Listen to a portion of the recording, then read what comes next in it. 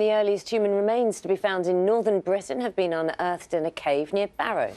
Archaeologists believe the bones date back to 11,000 years to just after the end of the Ice Age, which makes them the oldest northerner ever to be discovered. Phil Cunliffe has this report.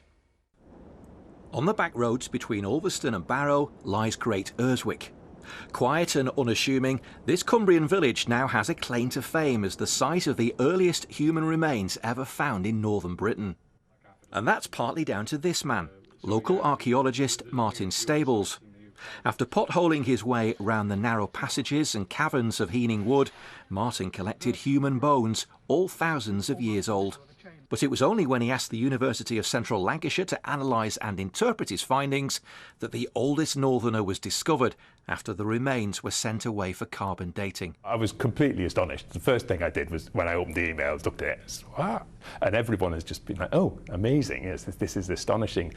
One of the great things about archaeology is the unexpectedness of a lot of the discoveries, is you can go into a situation where you think you've got one thing and you get something which is really, really different and really, really interesting.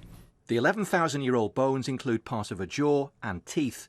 Academics say they belong to a 2.5-year-old child. And we can see from the charts that we've got on the computer screen here how fragmentary the remains are. They've been plotted out on this chart, and that shows you how much of this individual is missing, which is not really surprising.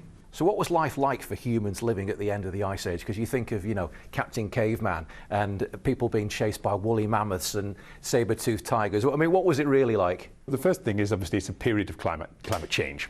So about 11,600 years ago, it was really cold, and at that point, then the climate warmed up quite rapidly, and we start to see the glaciers melt. At this date, Britain was connected to the rest of Europe.